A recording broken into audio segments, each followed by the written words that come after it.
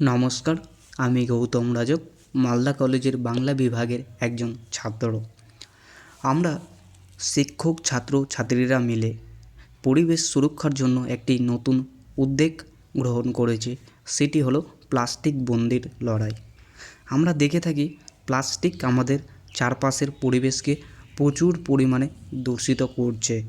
তাই আমরা পরিবেশকে প্লাস্টিক মুক্ত করার জন্য এক নতুন উপায় বের করেছি, যা ফলপ্রসূ আমাদের পরিবেশকে ধীরে ধীরে প্লাস্টিক মুক্ত করে সুরক্ষিত করবে।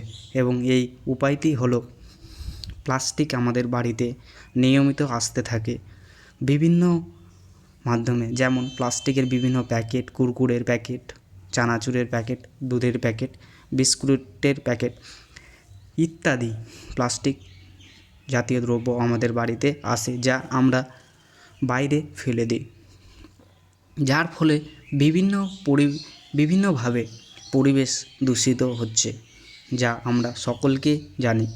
কিন্তু এই প্লাস্টিক জাতীয়গুলোকে আমরা বাড়ির বাইরে না ফেলে এগুলোকে জমা করে রাখবো এবং একটি প্লাস্টিকের বোতল নেব, যার মধ্যে এই প্লাস্টিক জাতীয়গুলোকে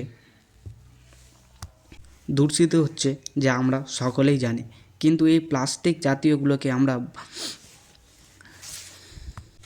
একটা প্লাস্টিকের বোতলে নিব, যার মধ্যে এই প্লাস্টিক জাতীয় প্যাকেটগুলোকে ভরবো এবং এমন করে ভরতে হবে যাতে সেই প্লাস্টিকগুলোর বোতলটিকে হাত দিয়ে চাপ দিলে সেটি চ্যাপ্টা না হয়ে যায় এবং শক্ত হয়ে থাকে।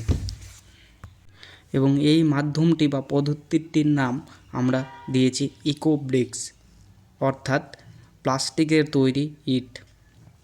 এবং এই প্লাস্টিক তৈরি করে অর্থাৎ ইকো ব্রিক্সের সাহায্যে বিভিন্ন স্থানীয় উন্নয়ন করতে পারে এবং অনেকটাই আমরা পরিবেশ মুক্ত করতে সাহায্য করবে এই ইকো ব্রিক্স।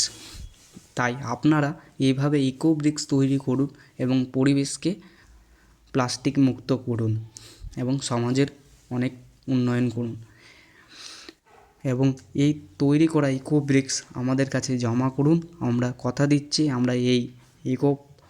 আমরা এই প্লাস্টিক বন্দির লড়াইকে আরও এগিয়ে নিয়ে যাব এবং পরিবেশকে প্লাস্টিক মুক্ত করব।